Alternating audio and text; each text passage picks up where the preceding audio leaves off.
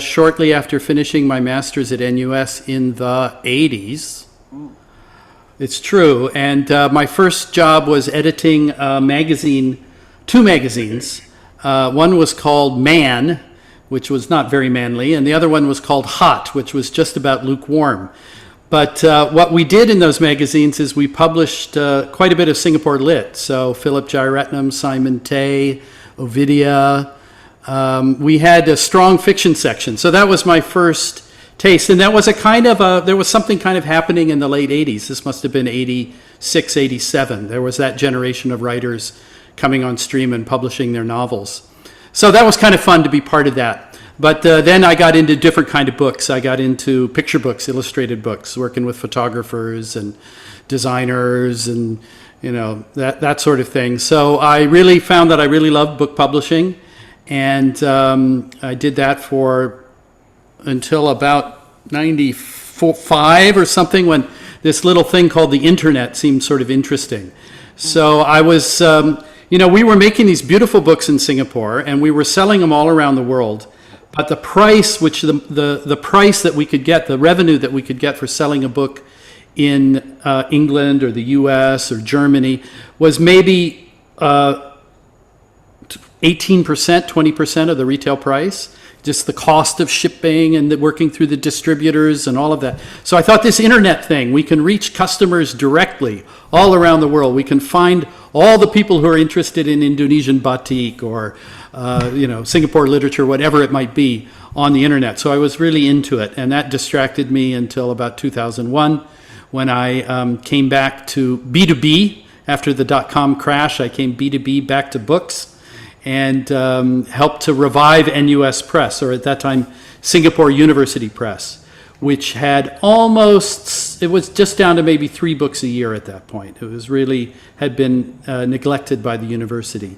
So I proposed to try to revive it a little bit, and we did, 2002, 2003. I then left for something else after 3 years, but then came back about 8 years ago and have been doing it now for the last 8 years.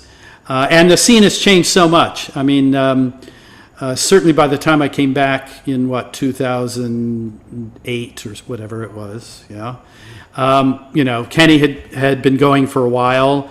The Hoe Fang epigram. I mean, there was this kind of burst of energy. It's been the last 8 years or something, 10 years. I couldn't precisely date it. But so the quality of the books was getting so much better. So many more people were stepping up and saying that they wanted to write, had something to say.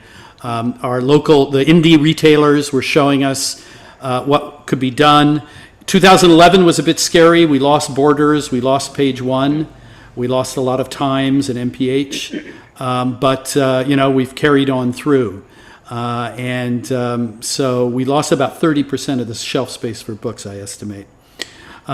So I'm very, very happy to be part of it. We're we're an academic press first and a kind of trade press, or what we call trade, meaning for general audience, a general press second. But we try to be a conveyor belt of knowledge and ideas from the university and from scholars to a broader public. So we do a mix of books. We try not to do only the purely academic books. And we don't really publish Singapore literature as it's being made, but we try to publish the books that have already become part of the canon. So we did the anthology that's used as a lot of textbook in a lot of classes, and a couple classics as well. So, collected works of Arthur Yap, for example. So you've got a scholarly apparatus, you've got an academic writing about it, definitive edition, and so on. So that's kind of our take on the literary side of it. But in general, we're just so happy to be part of the lively scene and working with talented publishers like the other folks here to try to keep it going. And of course, it has been quite an interesting year. So I look forward to talking to you all about that. Yeah, that sounds quite interesting, Jenny. Yeah. Okay, my turn, I guess. I think I started life in the corporate world, spent about 10 years there, and got out of it, and then went into advertising and design. spent another 5-10 years in advertising and design, and thought that got a bit boring. And I've always loved the books, especially poetry. So in 1997, when we were in our sort of 10th year of business in advertising and design, a couple of guys came to me, poets came to me, and young men, 24, 25. Looking at them now, you don't think they're young anymore, but it's been such a long time, you know. But they came and they showed me the manuscripts of poetry. I looked at it, I was really quite sort of astounded at the quality of the writing and so on. I said, this can go onto any international platform, you know. That was my view back then, and still is now, you know. Yeah. So I said, okay, let's do it. And because of my experience in design, advertising and design, I was able to produce those books in a very cost-effective manner. Especially because you're giving so much business to the printers and so on. You go to them at a book and say, hey, this is my personal project, you know. Then they will say, okay, you know, you get how many % off, that kind of stuff. Yeah. So we managed to get it going. And so it was basically left pocket, right pocket, as in like the advertising made the money, the publishing spent it, you know. So yeah, it was good. And I'm glad that we did that because it served to show that there were writers, you know. And I think around that time, 1997, that was when suddenly a whole slew of poetry collections started coming out, you know, from all over Landmark, you know, First Fruits and ourselves, and then of course that came what called books actually, and Epigram doesn't do poetry. Never mind, he's one class. Poetry's hard. Poetry's hard. Poetry's hard to publish. Yeah. But he does fiction really well. Okay. Anyway. So that's how we started, and I'm really glad to say that this kind of little initiatives brought forth a lot of voices, and Kenny especially has been very good in sort of picking it up and working with all the indie, the younger chaps coming up and saying, hey, we want to publish, because we found that after a while we couldn't publish everybody. There was just too much work, you know. And of course, it was really great that Kenny came in and took up the slack, and you know, Kenny is one. I mean, Peter is probably one of the most professional publishers in the traditional sense of the term, because of the length of time it's been. But Kenny is the best backstreet fighter, you know.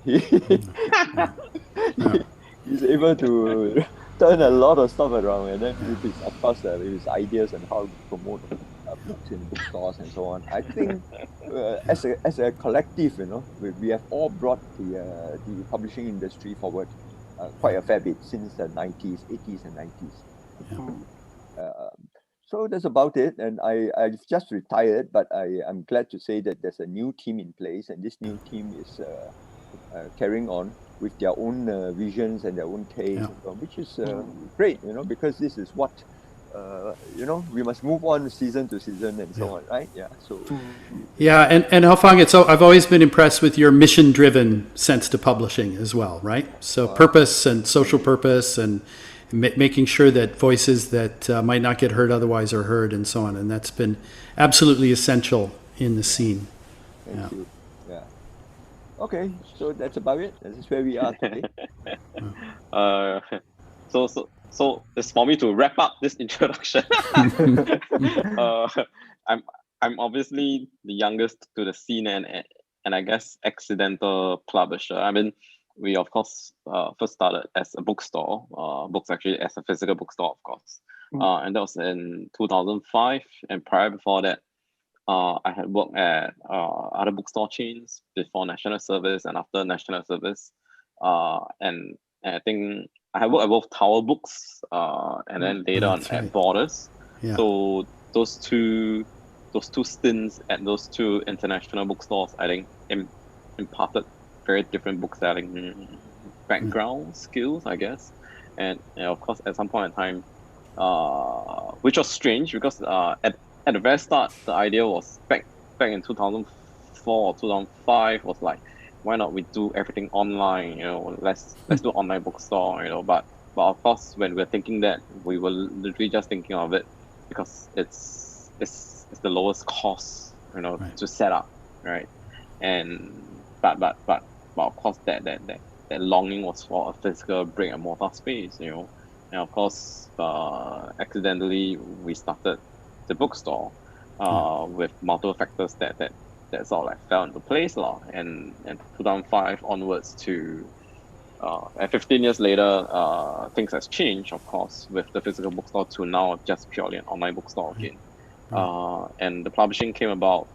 I guess this would be the ninth or 10th year of the publishing.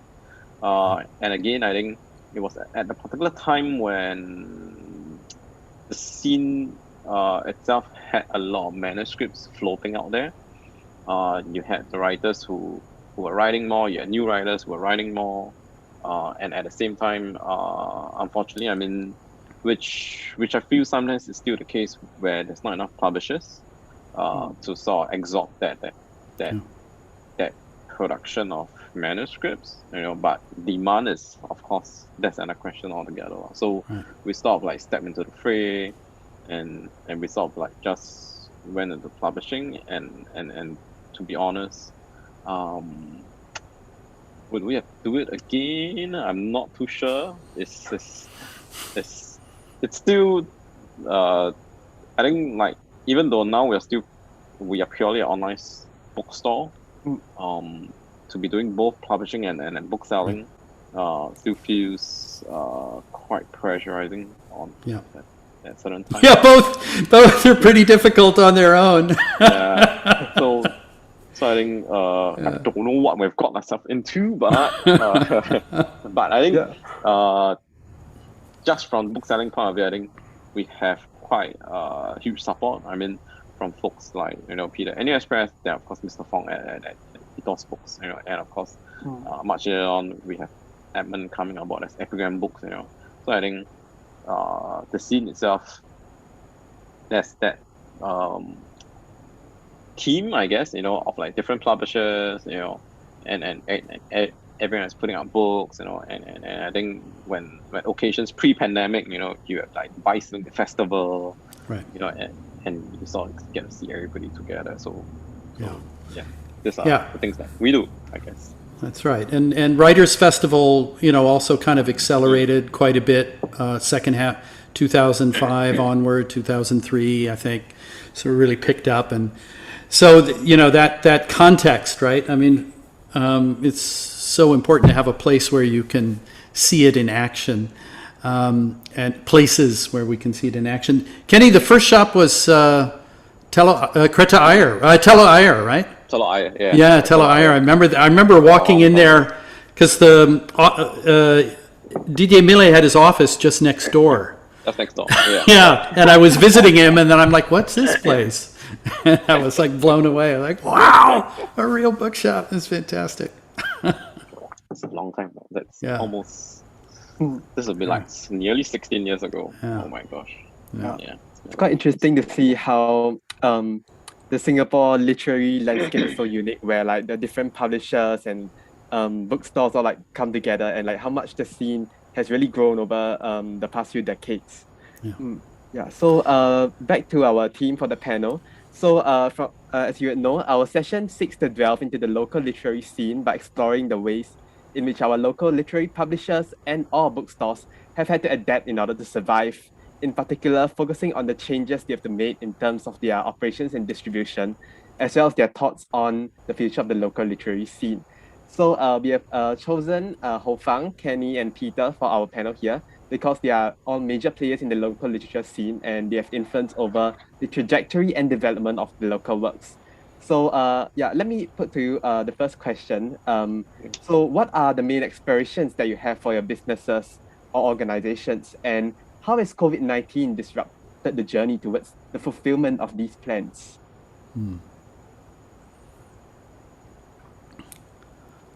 Long John Bass. We do this round robin. Peter, Mr. Fong go first, and I go there. Okay, you always get the last word, Kenny. Yeah. The youngest, come on. He's the youngest, yeah. Well, I'll start. I'm always too talkative. So the impact. I mean, I think for us, we're a little bit different because the academic side really pushes us to be global. So I have to say that I put probably, Singapore is by far our most important market for sure. Yeah. But our second, actually over the last 3 or 4 years, our second most important market has become the US, or North America, Canada, US, and so on. Malaysia, Thailand, and Indonesia have slipped a little bit. Partially it's a question of the books, but partially we've just been working hard to try to increase our global reach. And the idea is that we can then try to build a platform that, you know, can bring local and regional perspectives on an equal basis with perspectives that are based overseas. I mean, it's pretty simple, right? If you're writing about different things, where you stand from is important. And so, you know, Southeast Asian studies is not the biggest subject of interest in North America. So we're trying to sort of raise the profile and create a place for that. So yeah, you know, so we try to reach the world. We try to build an audience around the world, in the region and around the world. And the pandemic has disrupted that, you know, pretty badly. In one sense, it's been it's a little bit easier for us, maybe because we are spread out. So one market does badly or picks up late, but another market may pick up a little bit earlier, a little bit better. But there's been a kind of bifurcation, I think, in the impact on the different markets. So just looking a little bit beyond Singapore, the advanced Western markets, you know, bounce. Of course, they took a big hit for a month or two, but they bounced back very quickly. They're all. I mean, the U.S. I think is up. Trade books are up 10% in November year on year. So education books are way down, but the trade books are up, and European countries report the same thing. And I think that's because they had really developed online channels. And they had a strong reading culture anyway, so, you know, you have to stay at home. Reading a book is an obvious choice, you know, but also Amazon was there. So that's a little bit worrying for the American market. Amazon was about 30% of the market, and it's now about, I heard 60%. I haven't seen the figures to show that, but to prove that, but it's a bit scary that it's become so concentrated. So in Singapore, you know, we lost the bookshops. We didn't really have a very strong online. Surprisingly, I mean, we do have a strong online channel. The strong online channel is Amazon and Book Depository, or it was at the beginning. Now it's changed, right? But in the beginning, that was the channel. So certainly we saw our sales through that channel. All of a sudden we saw UK sales go up through amazon.co.uk and Book Depository, and I bet you at least half of it was coming to Singapore. But amazon.sg was just starting. Edmund's localbooks.sg wasn't able to operate during the pandemic because of the model that they had. And Kenny started to double down to the extent that he realized that, well, actually online is the way to go. So now we have a stronger online channel, but you know, we didn't really. So I think those of us who, you know, the Singapore market was hit pretty badly. So it didn't bounce back as on the aggregate as much as some of these other countries where you got back up to close to normal or even more than normal very quickly. So, and then, you know, we always have a problem, despite, you know, the esprit de corps that you see in the industry, in that, you know, it's not particularly well appreciated outside. We have a lot of trouble sort of saying that, hey, publishing is actually, and bookshops are actually essential. You know, there was a little bit of a sense of it for kids that, you know, we needed to keep the flow of books. So, but that all went to Lazada and that kind of thing, right? So I think we have to do more to say, look, you know, this is important cultural capital. Bookshops, the publishers, the online channels, we just got to pay attention to the way the whole thing works together. So publishers didn't get the sort of support, even if they sold 90% of their books through bookshops, they didn't get the tier 2 support, you know, that retailers got. I don't know, Kenny, if you got tier 2, that's a personal question, I guess. But, the publishers, we did try. We said, look, we are a very retail dependent organization. And at the same time, we don't quite qualify under the Arts Council schemes as much as we might. So a lot of the money that the arts went into supporting the arts and digitization of the arts didn't really flow to publishers, at least as from where I was sitting in SBPA. So I think that was a little bit of a downside, right? We got hit pretty hard, and the support wasn't quite, there could have been more support, let's put it that way. So we did our best to try to, everybody, of course, working very hard on their own, and a little bit of coordination and sharing of ideas and so on at the industry level and association level. I'm sorry to sort of meander, but yeah, we got hit pretty hard. But it's not as bad as Malaysia. Malaysia is hit really hard because the movement control orders have been much stronger. The whole English language bookshop scene is a little bit more fragile. So they've been hit really hard. And the English language bookshops in Thailand and Indonesia depend a lot on tourists and business travelers, right? People who want to know about the place they're visiting. It's not their whole market. There's also a good domestic market, but they depend on the foreigners for, half the traffic or something. So when that goes, they're really suffering as well. So the region and the circulation of English books in the region has been hit really hard. So Singapore, we count ourselves actually comparatively okay in that context. Yeah. I don't know how it looked to you guys. Yeah. Well, for Ethos Books, I mean, we were luckier in a sense of, but because we had been digitizing and turning our books into ebooks some time ago already. So when the lockdown came, when the bookshops were stopped, when they had this circuit breaker thingy, we sort of focused then on the online sales. Right. That really sort of, I think we had like 3 or 4 times, Yeah. increase the sales online. Yeah. Exactly. And so that helped a bit. Yeah. Of course, it was also true that in Singapore, there is, although the reading culture is not as strong, there's a group of readers, essentially built by people like Kenny and, who sort of really love books, and they realize that if they do not keep feeding us, the books are going to die off, So they actually came in and they would buy double or triple what they used to buy before. Yeah. Right. And so that kept us going. The other thing is that even as we were doing this, because all along we have always believed in the power of the physical book rather than just e-books alone, we wanted to maintain that. And one of the ways was through print on demand, using print on demand technology. And again, this part, Ethos was quite lucky because even before the pandemic hit, about a year ago, we were already working with some printers to try and develop a print on demand system.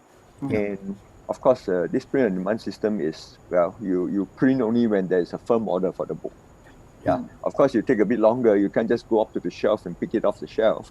But you have a virtual catalog, you look at it, I want this book, you make the order, 5 days later, the book is filled, if you are in Singapore, So, and so that helped quite a fair bit, because when we look at the numbers there, the print and demand numbers also went up quite a fair bit, yeah. So I think in that sense, you're lucky. And surprisingly, this print on demand technology has been around for a long time, since the 90s, early 90s. But in Singapore, we didn't adopt it so well because, printing has always been seen as a volume game, right?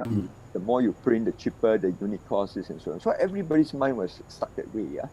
But for Ethos, in a sense, because we came from the advertising industry, and sometimes, and of course, sometimes we just want 1 book or 5 books, and regardless of how much it costs, we will do it, And so that mentality was ingrained, and so we thought we should be doing this. In fact, in the 90s, early 90s, my company went to invest in this print on demand technology as well. So we actually bought a system, a printing system, That was probably the first in Asia outside of Japan, you know. And we ran our business with that, yeah. And that was how actually later Ethos started as well, because apart from using the printers and leveraging on goodwill, we actually produced like 20 copies, 50 copies, 100 copies, Right. our own. Yeah. And that's how we were able to get out many, many voices. Yeah. Right. And to me, it seems that this is probably the way to go now, because movement and all that is all controlled. And if you still want a physical book, then you need to focus, you need to go on to this technology.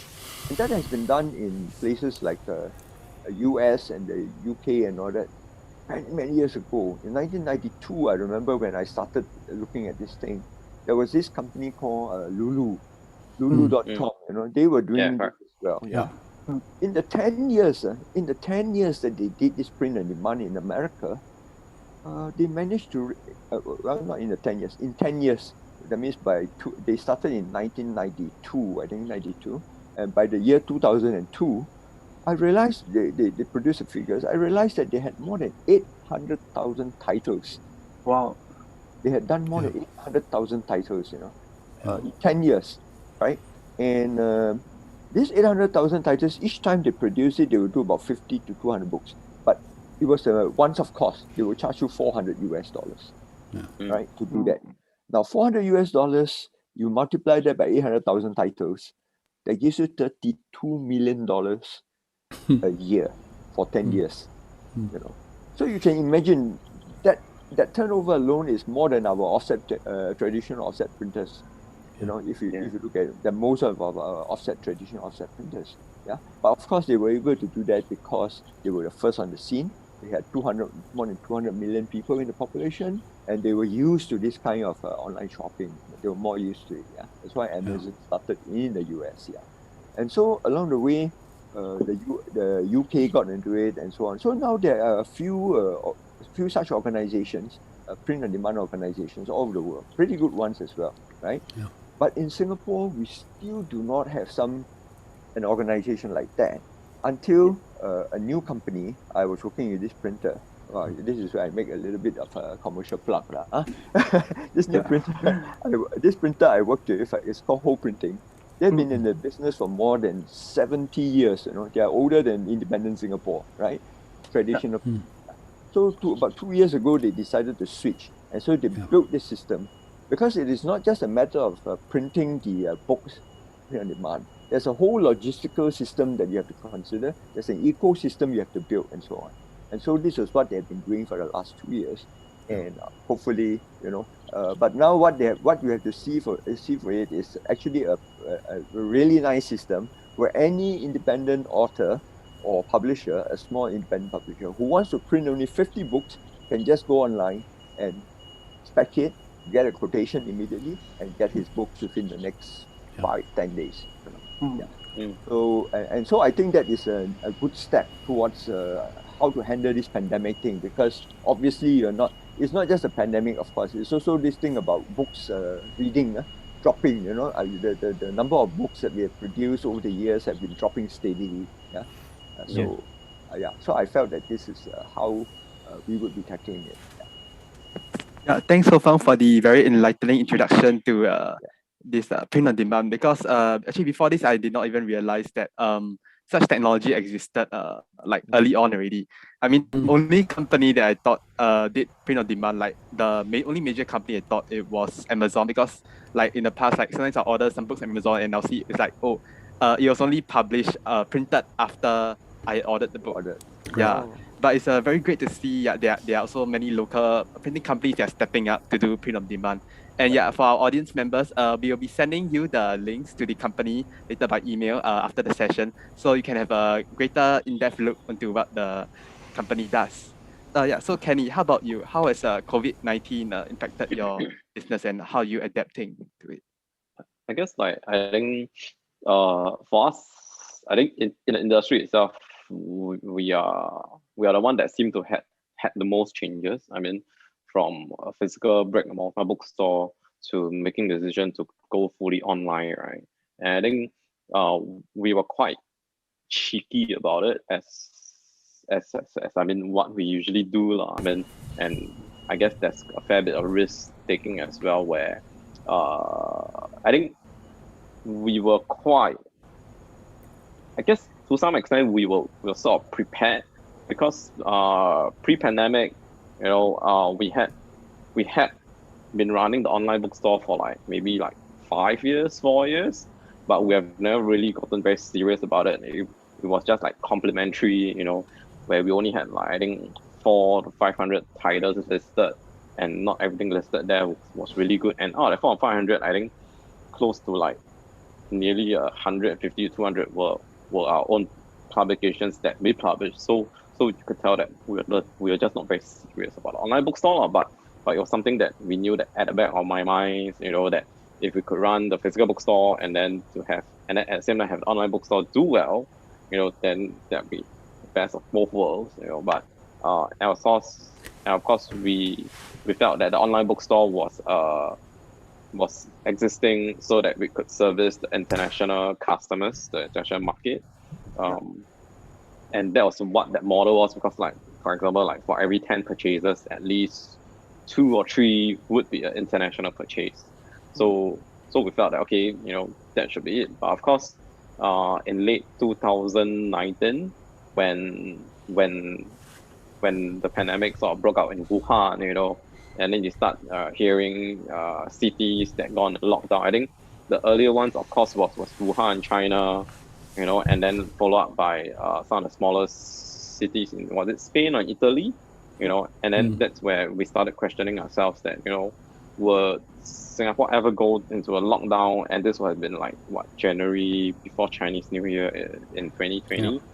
We were also sort of like planning now, that what happens if we go in lockdown. So I think, and I remember that when PM Lee first made that announcement on Friday afternoon, I think, that hey, Singapore is going into this circuit breaker, and everybody who is not in the essential service has until next Monday to get ready, and so they will give you a few days to respond to this for all brick and mortar retailers, right? But on the same day he made an announcement, we also like sort of released an announcement by early evening that books actually would like just close the doors a few days earlier before the circuit breaker, and we're gonna like just have everything done online. So that was, I guess, to a certain extent how prepared we were. And the funny thing was that on the day of the announcement, like people were rushing out to buy toilet paper, right? Yeah. After the announcement, I was actually rushing to this stationery supplier, SKP, just to go and buy large Scotch tape, because we tend to use a lot of that for like packaging, right? So that was the funny thing, and of course, Singapore went the circuit breaker. We fully concentrated in porting a lot of our inventory into the online store. And of course, we started tinkering with different ideas, especially the marketing portion. But I think the so-called telling point for us, or the turning point for us, was in phase 2, when they announced, and I think that was like in mid-June or late June, when phase 2 was initiated in Singapore. And of course, where we were at Chong Bahru, along that street, in Yong Sat Street, you have a lot of retailers there, and everybody are neighbors and friends as well, and there's even this WhatsApp group, and everybody was happy, but we decided that why not like experiment, by not opening in phase 2. If we could still maintain the numbers that we saw in phase 2 while everybody is opening, then there is something there for us to look further. And then I think at the back of our minds was that in phase 2, what happens if there's another lockdown, which luckily, touch wood, that hasn't happened for Singapore, but we have seen it happen in so many other countries, right?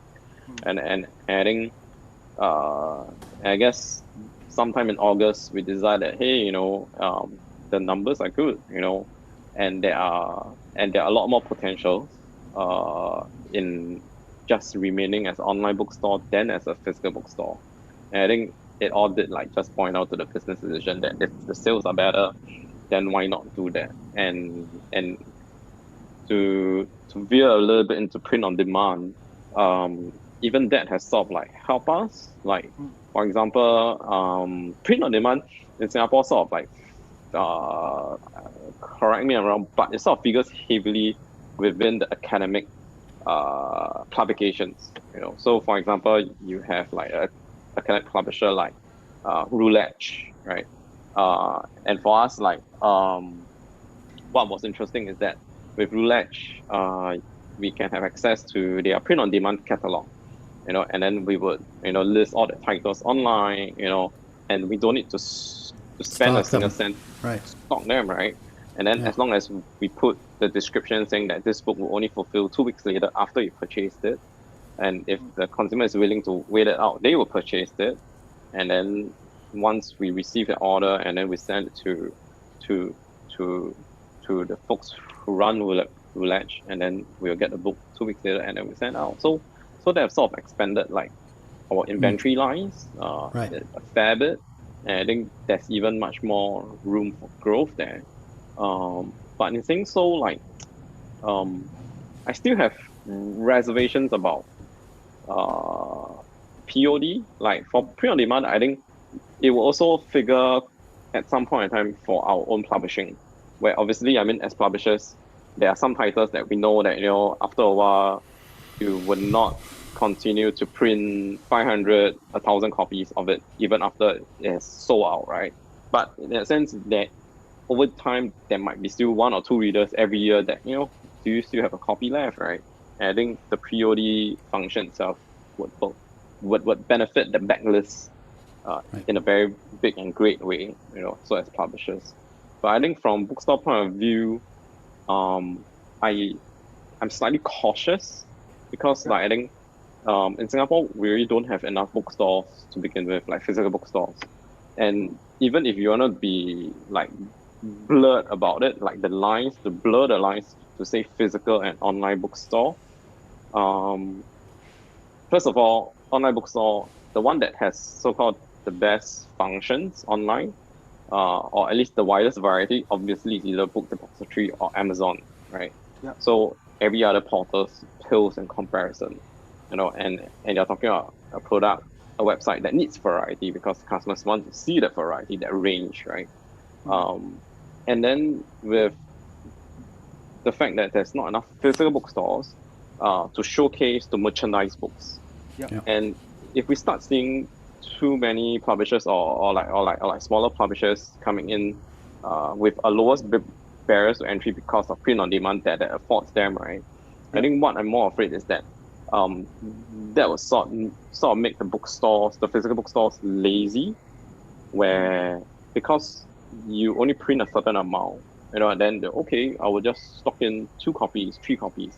Instead of the usual, let's do 20 copies for merchandising, let's do 50 copies for merchandising. And I think I'm very wary of how physical bookstores are.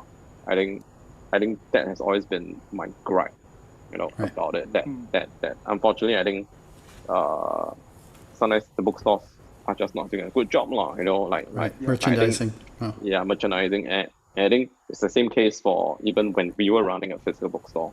There are times that obviously there are things that we could have done so much better, but we didn't. I mean, even Peter will know, because we stuck to that model of like making sure that we only display stocks that we purchase.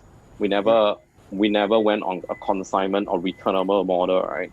So imagine if I allowed that to happen, I would have easily displayed a lot more NUS Press titles, and that would have different kind of skill, different sales model, and even that was something that I could have done better, but I didn't because of, I wanted the bookstore to look in a certain way, or because I just didn't want to maintain the amount of titles that I need to check every month, what has sold and what has not been sold, Right. So I think, that is always at the back of my mind. So.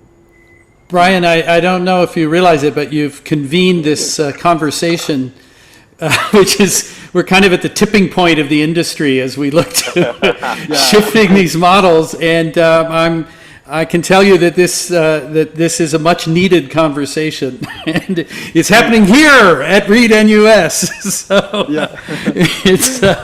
it's very good. We haven't managed to have it in other venues so far, but when you do have this new possibility of short-run digital or print on demand, it does lead to a lot of changes. But just quickly to say that a country like Holland is very well organized to support their book culture. They have a central book distribution service, which is cooperatively owned.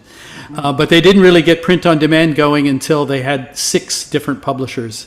And the competition among printers, and the competition between the printers was such that the prices came down to the extent that it really energized things. But it needs to be coordinated, right? Because exactly what Kenny is saying, if the bookshops just don't take any risks, don't try to really put forward their vision of what the books are, what the combination of books is, and so on, it's not going to help us. We're not going to have a rich environment.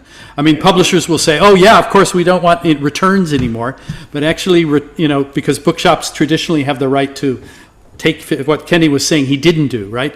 You take 50 books and you only sell 5, you return 45 to the press. And you imagine how that makes us feel when we get the books back, right? Yeah. But so these sort of things do need to be worked out as the dynamics of the industry change. But for sure, I can tell you that the logistics side of short-run digital, so now we're printing in 3 continents. So for NUS Press, we can fulfill we don't do so much pure on demand, but we'll do 10, 15, 20, 50 copies at a time. And that allows us to keep the book much faster response time in North America, or Europe, or Australia, and in Singapore too. So it's pretty important. Yep. But we needed the competition. We needed not just 1, but 2 or 3. And I'm happy to say there are at least 4 now who are very good. And Ho, of course, is definitely one of the bigger ones. And has what Ho has done, as Ho Fang said, is put the whole ecosystem together. So It's the ecosystem. Yeah. Because what has happened is that I think, and Kenny, I mean, he sort of, I think he's running a kind of promotion, right, with Gaudy Boy in New York. So, yeah. So he's running that, and what Gaudy Boy is doing is that instead of sending their books over to Singapore, he's printing with Page to Print. This new company is called Page to Print, and delivering the books. And it's thank God that Kenny takes it and not on a consignment basis, on a firm basis, And so it's working for him. And of course, it also works for one of our. There's another publisher from Malaysia, Gerak. He's Pak Chong, he has put quite a few books with us, and it's being sold in Singapore. So he's reaching out to the consumer base in Singapore as well. Of course, we are now all trying to get Tommy Thomas, is it? Yeah, and but that has a little bit of an issue, But that would be print on demand in Singapore as well, if there is a if the IP is settled. Yeah. And I think that by cutting down that whole logistics thing, that will also enable a few other ASEAN voices. So we're already seeing Malaysia, Singapore, but there's really good publishers in the Philippines, for example. But just the sheer cost of sending the books back and forth, the freight between Singapore and Manila is ridiculously expensive, considering we're supposed to be ASEAN neighbors. So I think there's a lot of scope there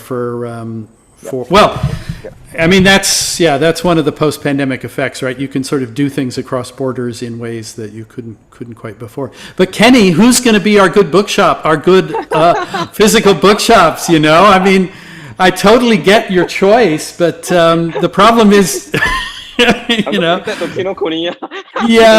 I mean, I have to tell you, the epigram the epigram shop is pretty good too for a couple of our books anyway, right? I mean, they sell more than Kino does for some of the books, which is kind of crazy considering it's so small and everything. So, but it's just so tough in this environment to get retail, and we try our best to talk to the landlords and say, National Gallery, having a good bookshop would be really kind of an important thing for you to do as part of your overall mission, but the only way you're going to do it is by a tender system at a commercial rent to somebody who's also got to sell lots of other stuff is just not going to do it. You've got to really want it and plan accordingly.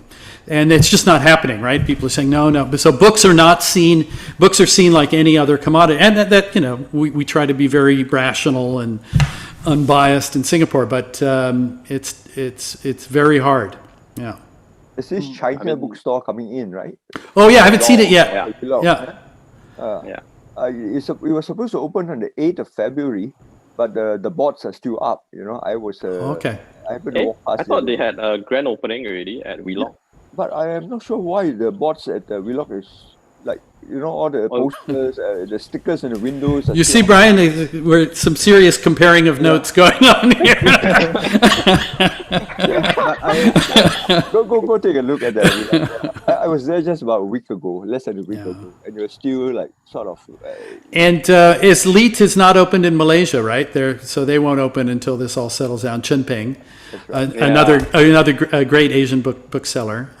We lost them. I mean, it'd be great to have S-Line in Singapore, but I was very sad when they made that decision to set it up in KL instead. So. Yeah, no, my wife actually, we went to Taiwan to visit them to try to persuade them to come when the National Museum was being redeveloped to try to take over a space there. There's such a good multilingual bookseller, which is quite, to be able to have the philosophy section with the French original, the English translation, and the Chinese translation all next to each other. They don't do that anymore. I guess that was always a little bit impractical, but when you saw it, you were like, wow. And that's been an issue, right? So it's only because Kenny has made bookselling cool that you find the people who want to go into bookselling really love books and really think about it. I remember, don't know if I ever told you this story, Kenny. I was in line at Borders once, and the person ahead of me in the line to the information desk said, "Oh, where can I find the novels of F. Scott Fitzgerald?" And the person on the desk said, "How do you spell F?" Oh my God. So obviously that wasn't a book lover, right? But now you talk to people in the bookshops and they care about the books and they're really, they really know their stuff.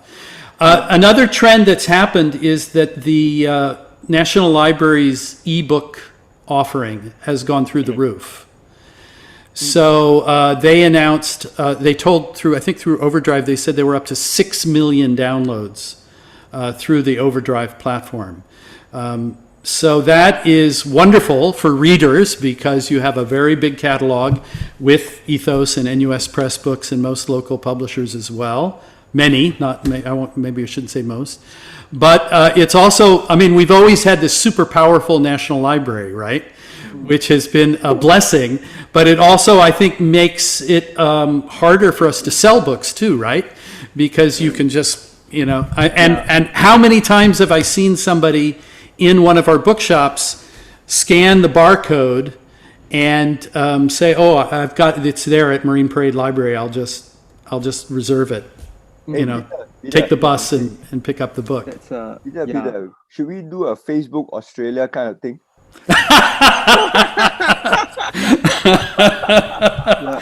Well, we can't really, right? Because it's the library and it's readers. But I think the library has been, we have raised it with them, with Elaine and Chirpong, the new CEO, to say, it's wonderful, but, how can we make sure that you don't undercut the ecosystem of the bookshops? Because having books at home, having books is something that you own, that you treasure, that kids can buy for themselves, right? That making the choice of, I'm going to buy a book. That's really powerful for building the love of reading. And the love of reading is reading for fun is the number one marker of social mobility, of achievement. Because it means that you're learning on your own, right? So sometimes if you have everything on a silver platter, you might not appreciate. So I think we library, we have to figure out how to have that. They're saying, well, why don't we put a buy button in the library catalog, perhaps, or maybe we can. We can think of more things. So I think it's part of the equation. We sometimes leave it out because they don't talk about the role of the public library in other countries because their public libraries are so overstretched. And you know, but here our public library is on, man, you know. They will order 200 copies of an ebook so that if it's popular, right? They've got the budget and they'll do it. So it does kind of change the dynamics in interesting ways. It's great for readers, don't get me wrong. I'm not complaining, but it's something we have to take into account. Yeah.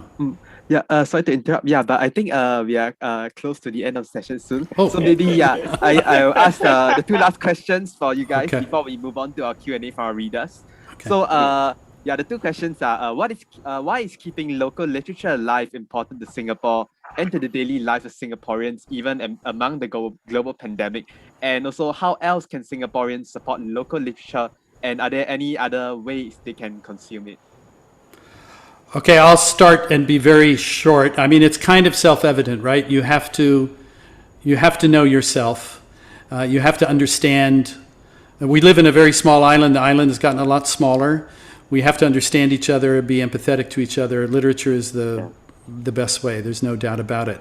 The first thing is just try. So many young people I meet say, "Oh, I wouldn't even consider reading local literature." Well, just, you know, try. Get out there and try. And however you do it. And if you don't want to spend money, you can start first in the library. I don't mind. Just get going. Yeah.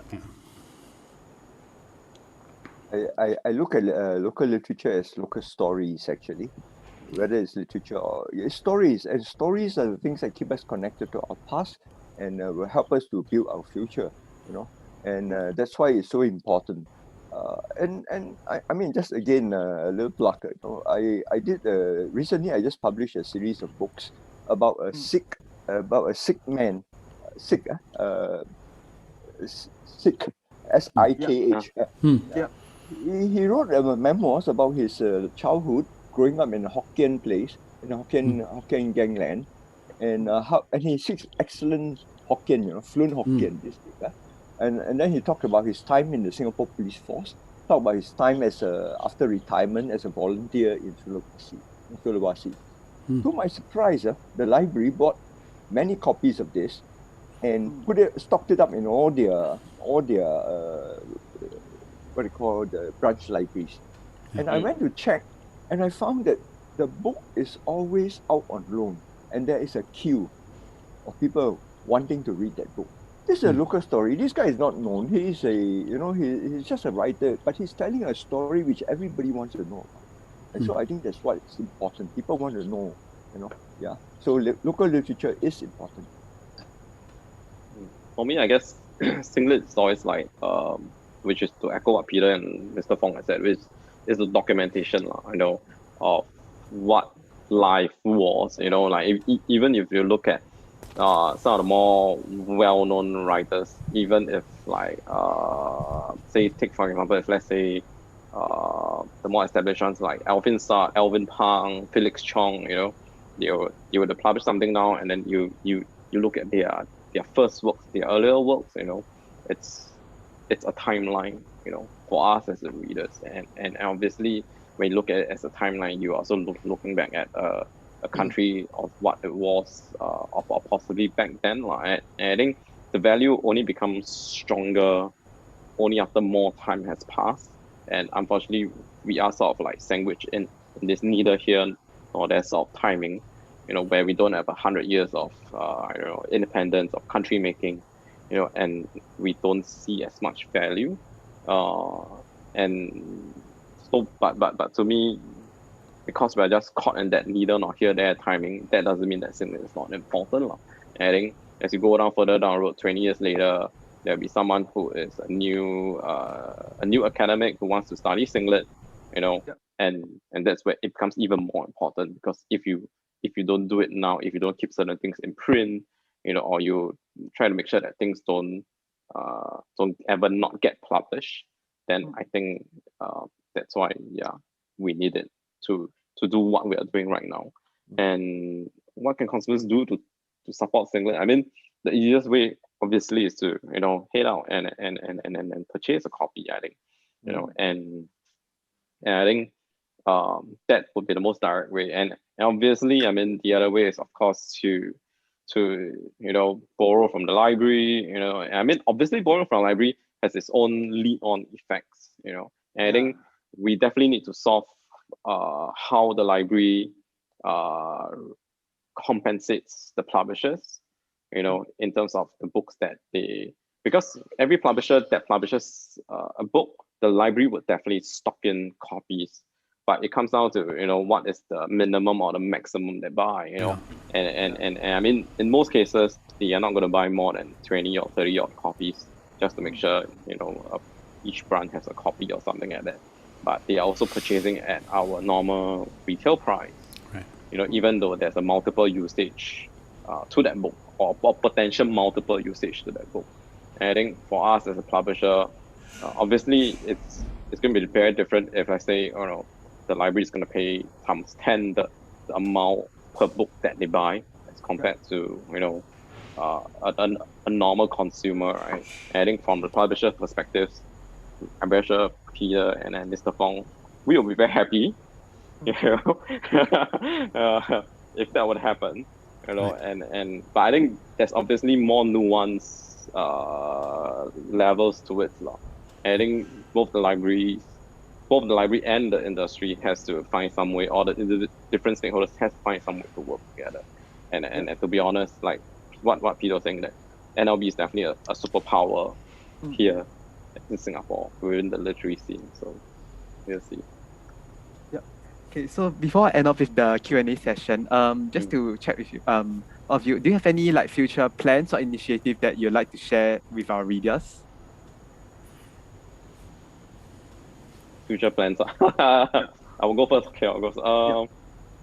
I guess still the same things that we've been doing. I guess I mean still maintaining the online platform, and I mean, I guess once the pandemic is truly over, or at least in a way that events can come back more or less normally, then we would resume some of our events that we used to do in our new space. But other than that, what we're doing is still per normal, I guess.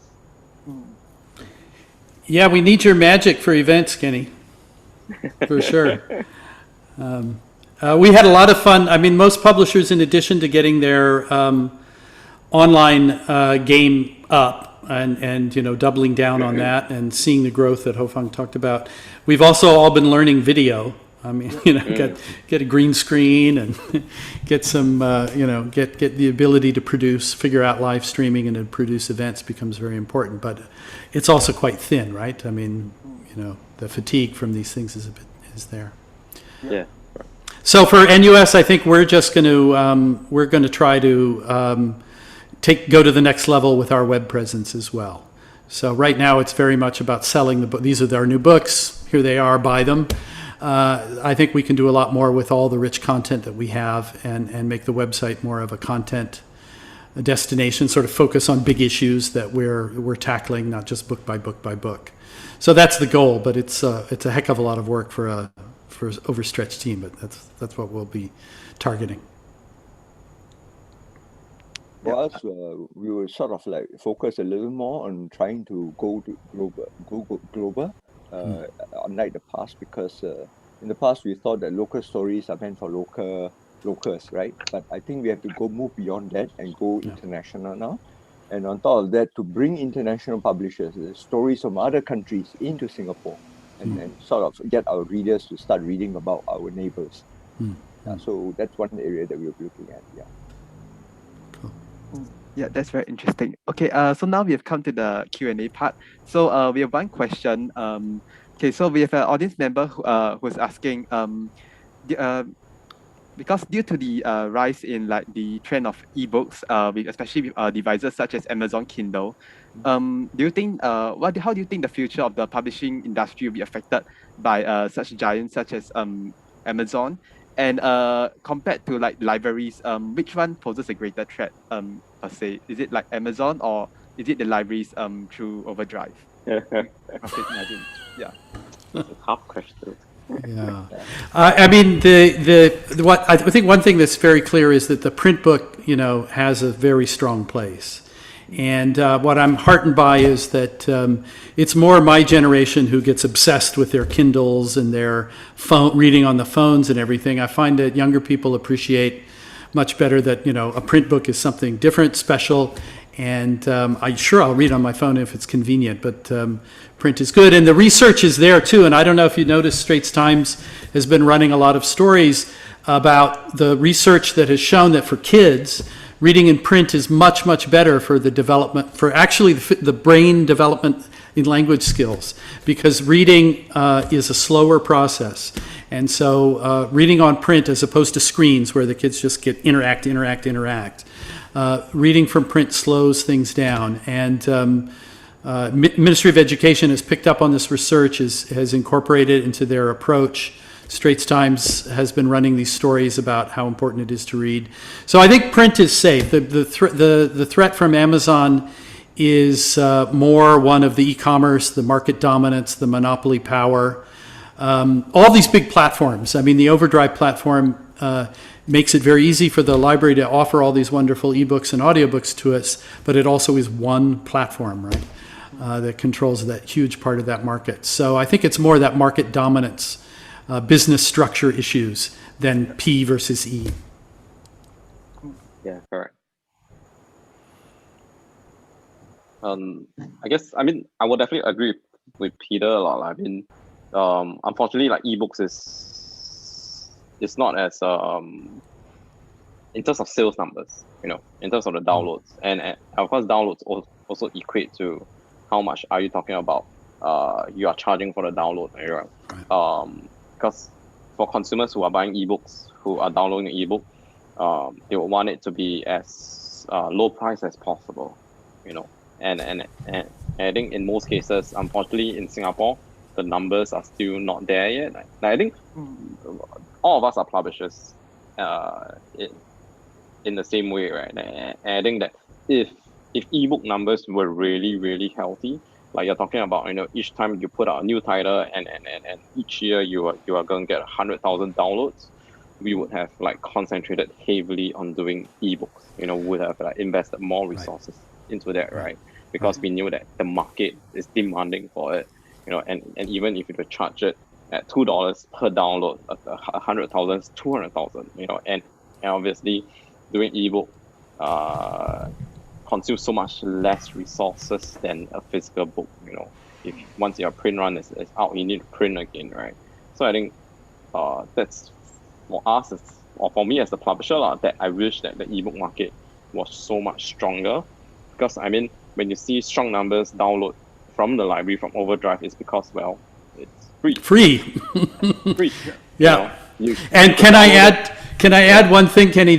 We've also noticed that on one of the online platforms, there's a lot of ebook piracy. So can I just say, anybody who's listening to this, if you see a merchant on Shopee offering an ebook for 50 cents, that's a pirate. That's somebody stealing money from the writer and the publisher. That's not peer-to-peer sharing, right? That's not avoiding censorship. That's actually just straight out theft. So please don't indulge yourself in that. I'd rather you get the library. At least we'll know the numbers about how many downloads there are. So this is very concerning. This came up during the pandemic, right? Because more and more people, I understand why it happened, but it's really pretty nasty. I couldn't agree with Peter more about the importance of a physical book reading, slowing it down and helping you to digest and analyze better. That's really, it's been researched to death, and it is quite well documented. As for Amazon versus a library, the library is a benevolent dictator. Amazon is a dictator. That's all. Very well put. Very well. I'm gonna use that line, Ho Fang. That's very nicely done. Yeah.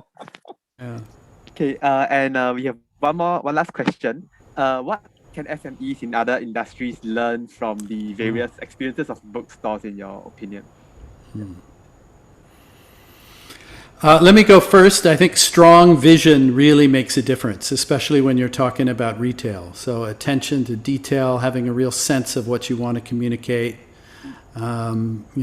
having the confidence that Kenny showed to put together that book's actually aesthetic and really live it through. I mean, there's no substitute, right? Yep. What else? I don't know. He's taking notes. I don't know.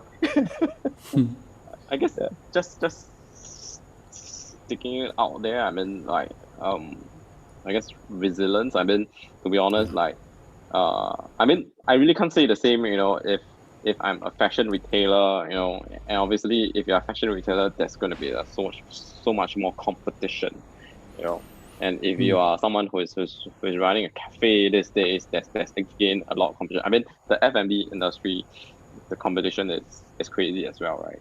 So I think maybe from the flip side of it, that as the books industry, our competition, it's more you can roughly see who you are competing with, you know, and they're not all hidden in that sense, you know, because I think that's the tricky part, because but what could they learn? I don't know, I have really no idea. I have really no idea. Well, I think the other industries, if they learning is self-learning, right? Go read a book, ask them.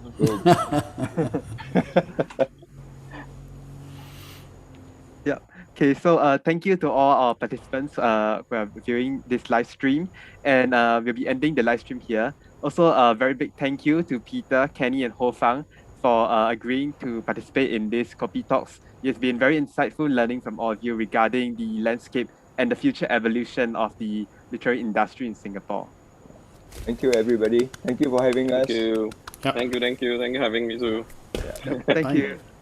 Good to see Peter and Mr. Fong.